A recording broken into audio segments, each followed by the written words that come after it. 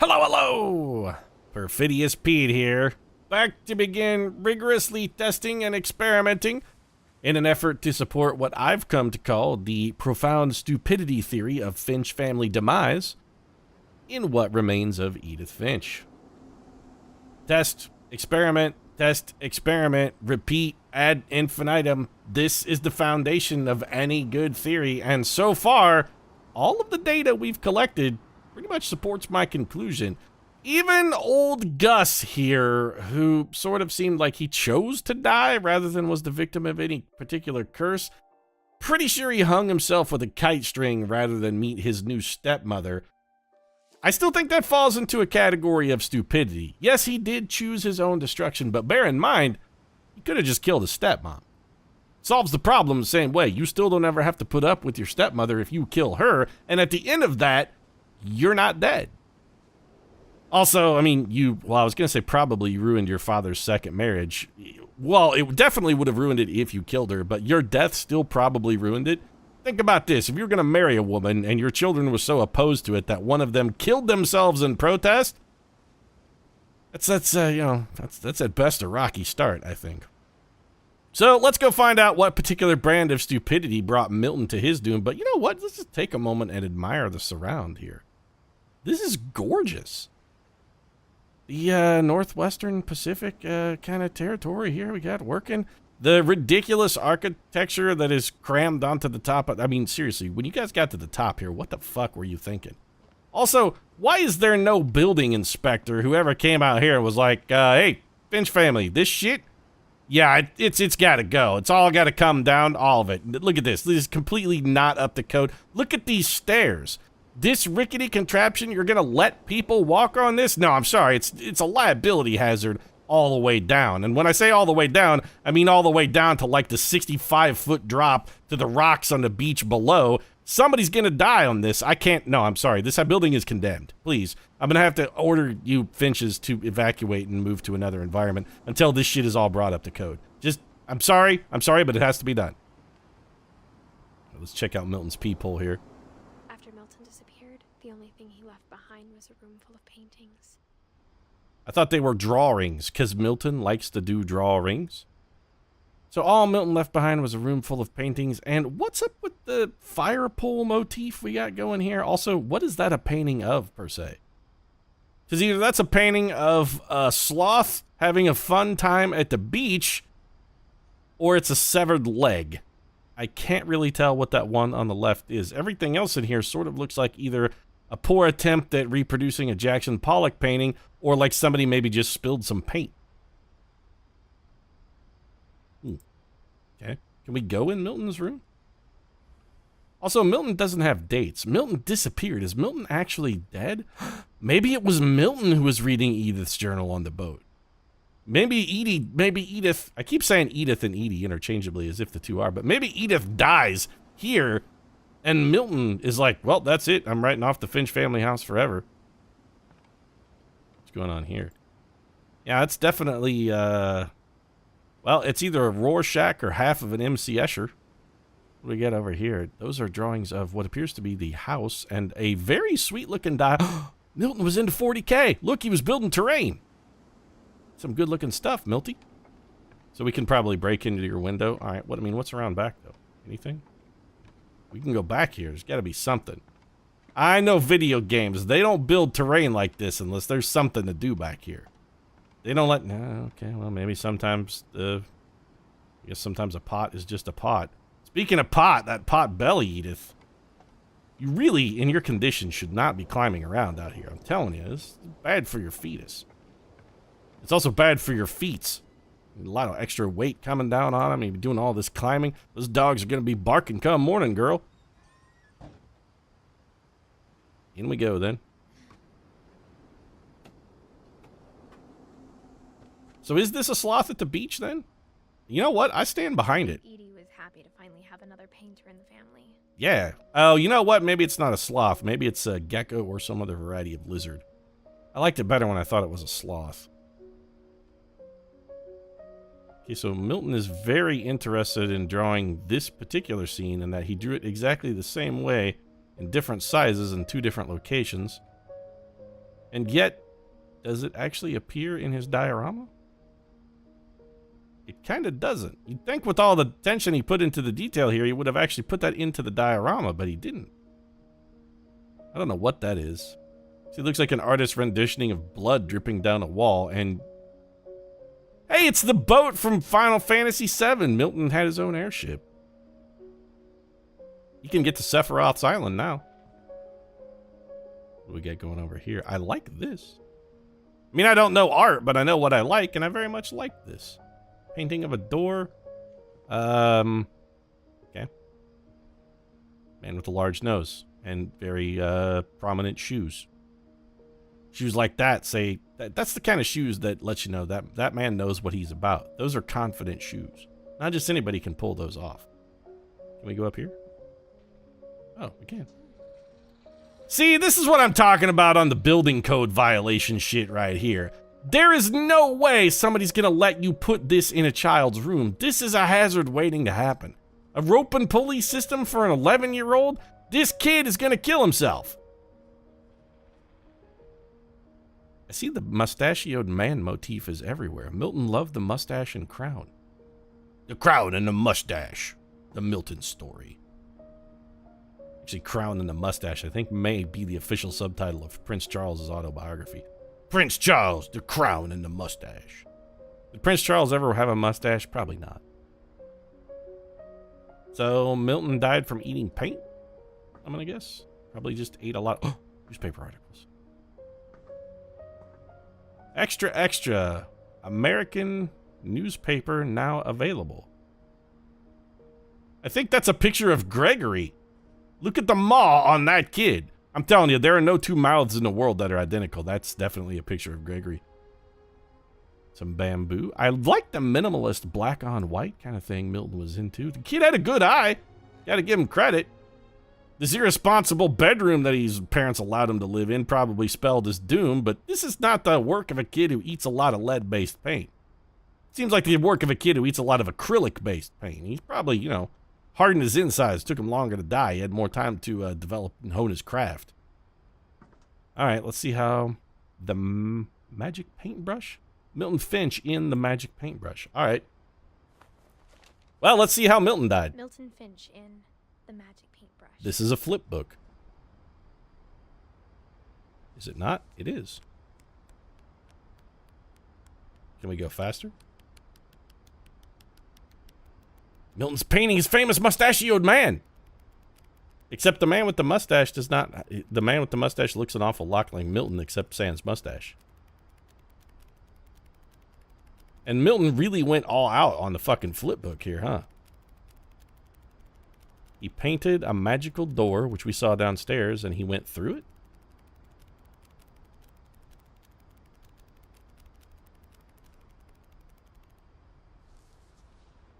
I see.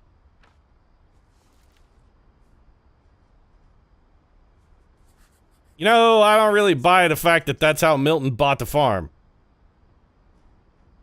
I was 4 when Milton disappeared. I've seen the magic paintbrush flip book, and I think somebody was having a little funsies with me, because this seems like a death that was straight up full of shit. He did not walk into a painting. I don't care how much he wanted to grow a mustache. I don't care how much he loved his crown. The crown and the mustache does not make magic real. Calling bullshit on this. This is a lot like that Barbara Finch thing. Mom spent months searching for my brother. Then she sealed the doors. I think Mom may have been overreacting, or rather reacting poorly to the death of a beloved child. Also, if this is the painting, how come I can't open it? That's what I want to know. Open it. Come on, let me in here. Make the magic happen here, painting. You can see that the footsteps actually do lead up to the painting. Wait a minute. There are footsteps going both ways, though. These footsteps are very definitely going up. So did Milton paint the magic door, come out of the magic door, go upstairs, draw the flip book, and then go back in? Where are the footsteps coming back? Hold on. We got to investigate this further. Where are the return footsteps, Milton? Your story doesn't check out here, bro. All right. See? He stood here, definitely. There's the yellow paint. This story does not check out, Milton. I'm sorry. There should be return footsteps. My Sherlock Holmes level of detection here My ability to employ deductive reasoning and examine the evidence at hand suggests that you, sir, are full of shit. And in fact, probably what killed you, you painted a thing, walked up here, cranked yourself up to the top. I'm just going to assume there was some kind of pulley catastrophe, and you fell down out the window, rolled over here, blobbed outside. Whatever Milton had found in the house. Yeah. Mom didn't want it getting out. Well, he didn't find anything. He just came over here, get out this window, tripped off of this, banked off of that eave, rolled down the hill into the water at high tide, and was fucking washed out to sea. There's nothing mysterious about Milton's demise or disappearance. It's just that, you know, he's fish food. Milton died, fell off of this roof because he had the most irresponsible bedroom a parent could ever give a child. He rolled out into the sound and washed away. I mean, if you go out there with some scuba gear right now onto that dock, you could probably find Milton's bones somewhere out there getting gnawed on by the haddock. Then you could catch those haddock and, you know, maybe toss them in a little light batter. Get some chips, put them in, a little hot oil there, a little vinegar, a little salt. Have yourself a delicious dinner. I mean, technically, some of it would be the remains of your dead. Mom definitely blamed Edie, but I think Lewis blamed himself. Yeah, they both should have blamed themselves. One, for Edie saying yes to this particular sort of building. Lewis for not having the temerity to stand up to his mother. Everyone is to blame. It's all of the Finches. They should have all been smarter. I mean, look at this. This architecture is straight up stupefyingly ludicrous. This is beyond ridiculous. No human should be allowed to live like this. Or in the fake... I say no human should be allowed to live like this, but in the part of these children, no human should be forced to live like this. I mean, really. Oh, what about all the kids, Pete, somewhere who would love to have a room that's strapped 65 feet in the air on top of a house? What about kids dying in the gutter in Calcutta? They'd kill to have a room like this. Would they? Just say what you want about the gutter.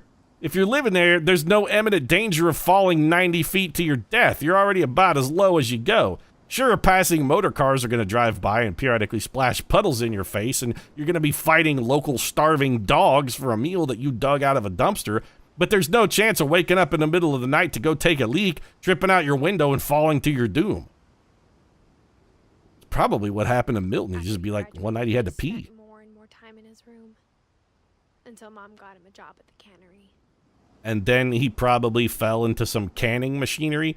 The people at the plant called it an accident, and Mom attributed it to the curse, but really it was just another Finch who was sick of being profoundly stupid. He's like, you know what? I could end this right now. This misery of my existence, it could all stop. All I've got to do is fling myself into the fish Flensomatic 2000, and I could be reduced to a red ruin and chunked in with the cans of light tuna. I'ma do it. I mean, now this is just egregious.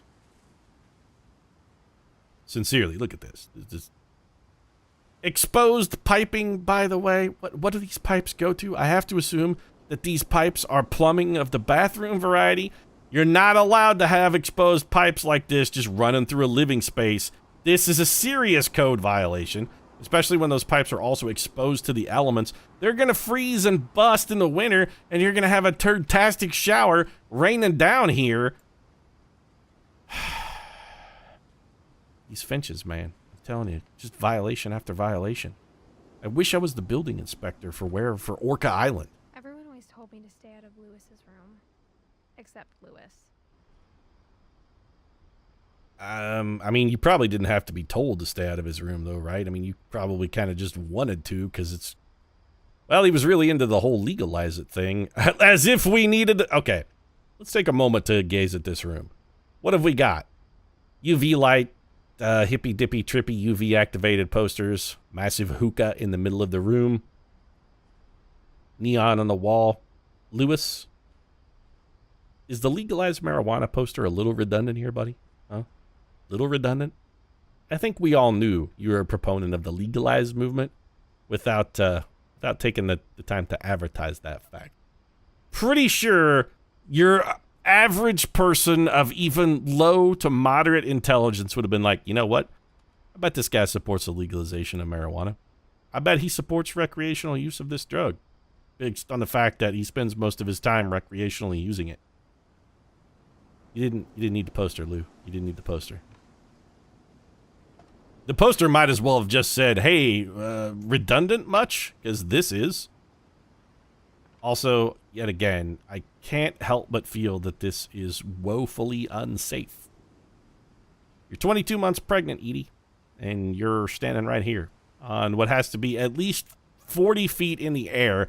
I'm going to say it's at least 40 feet to the ground below this, and then probably another 40 to 60 feet to the beach. You got a potential 100-foot fall here.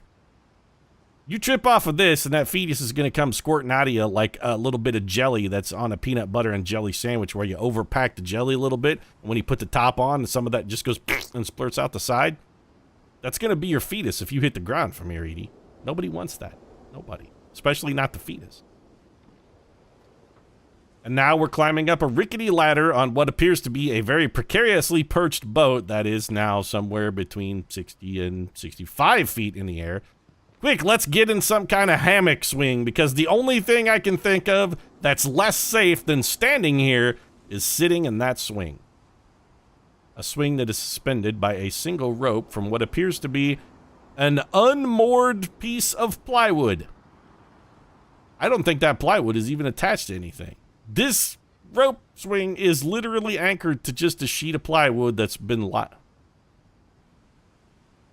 building code violation, Finches. I'm telling you. It's no wonder all of you are dead. It really isn't a wonder at all. I can't believe that any of you even lived this long. You should have all had a roughly Gregory-ish lifespan with the way you build your domicile. I can't believe any of you even lived this long. Lewis's room smelled very, very familiar. That part of him lived on. Yeah, we all knew he was really into weed. We didn't, again, mentioning the odor, Edith, it's also redundant. We knew that the inside of this room smelled like bong water. You didn't need to tell us. Now, also, you don't need to go back outside. I was just turning around to... Well, you know what? After being in the bong water room, we could probably have used a quick breath of fresh air, so I suppose it's okay. Not only, Edith's probably got a contact high just from walking in a room, and that stuff can't be good for the fetus. We got a game station. Ooh, it's a Wonderland Turbo. I guess, must be like the Dreamcast, huh? Was a console that really didn't have much for the way of legs. Yoga ball. Looks like Lewis was the one Finch who wasn't much of a reader. He has, what, only a couple dozen books here? I'm surprised. What kind of movies you got, though? Trust Me. Oliver Twist. Something about the 1800s. These titles are really small. We the Media. Got a copy of Faust. Another copy of Oliver Twist. Must have been really into it. Another copy of the something poems of the 1800s. The Red King's Dream. Oh, good. It's the Red King to go with the King in Yellow and the Necronomicon downstairs. Fantastic. You have like 7 movies, but you own like 40 copies of those 7 movies. Conspiracy Now. Poetry Recital. Sam and Kay Wedding? 68? Oh, good. He managed to get his brother Lewis's death on film. That's delightful. This is a pretty sweet-ass keyboard, though. Lewis, props in the keyboard department. Not only has he got the 10 key, he's got all of the extra G buttons over here because there's nothing a keyboard needs more than buttons that have to be mapped to a particular function and oftentimes simply cause more problems than they're worth. And, I mean, really, you don't want to take your fingers off the WASD combo in most scenarios. What hand are you going to hit those G keys with? They're way too far over there to strike reliably with a pinky.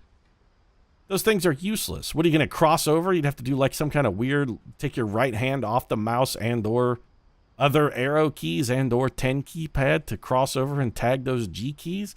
You're getting into some weird Mozart plays the piano kind of shit. If you're, you know what? You should just take an axe and chop that left chunk off of the keyboard. It's not doing you any good. Wait, when did Lewis die? 2010. I mean, he's got some sweet flat screen monitors here. 2010 may have been a little early for him. He could have just been like an early adopter, and they are still 4x3, so I suppose it makes a little sense. Just this is some cutting edge technology. Got a decent set of cans as well. The Cyru mouse. That's a Perfidious Pete style mouse right there. I like my mice like I like my ladies. I like them wide, I like them thick, and I like them heavy. I'm not joking. I actually like big mice, and I cannot lie. You other brothers can't deny when a mouse weighs about 8 pounds, feels really good. I want my mouse to feel like a brick on the desk. The harder it is to shove around, the happier I am. LP Brown Cannery. Well, that's where Lewis bought the farm. Oh, we can look at his... Oh, good. Yeah, okay. Let's check out his flag. He was so proud of being Indian. I think for him, it was a way to be something other than just a Finch. Shouldn't this be a Jamaican flag, though? I mean, come on. The imagery, it's everywhere. And yes, the hookah, I suppose, could be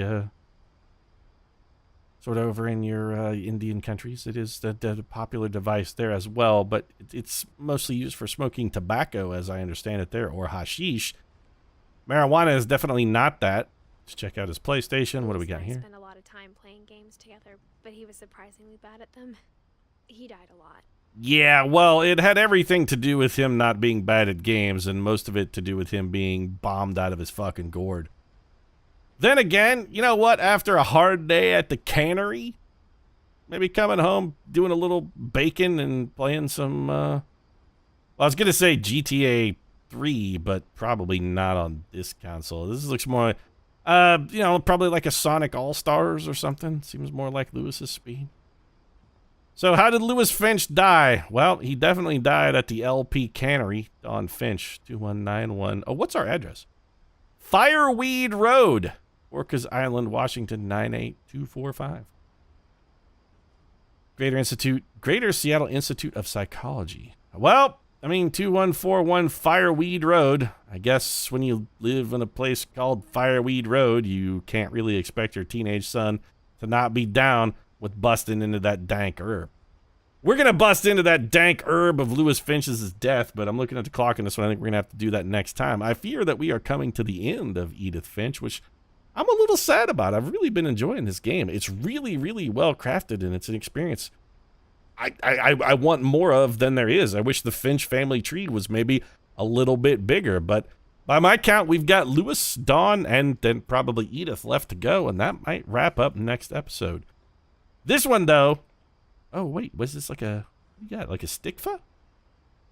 It's a little man with a spear. That's what Lewis Finch's girlfriend said about him that drove him to fling himself into the canning machine at the cannery. Oh, look, it's like a little man with a spear. He's just like, well, that's it for me. See you in hell, Betty. Anyway, if you want to see me in hell, might drop a like down in the comment section. Support really does mean a lot. If you'd like to see the conclusion, in all likelihood, of what remains of Edith Finch, might consider subscribing as well. Post new episodes every Monday, Wednesday, and Friday, or, you know, probably like the next day that this one will come out, which I think is going to be a Wednesday. And then, you know, probably something else. Right now, though, thanks very much for watching, and we'll see Lewis go into the shredder next time.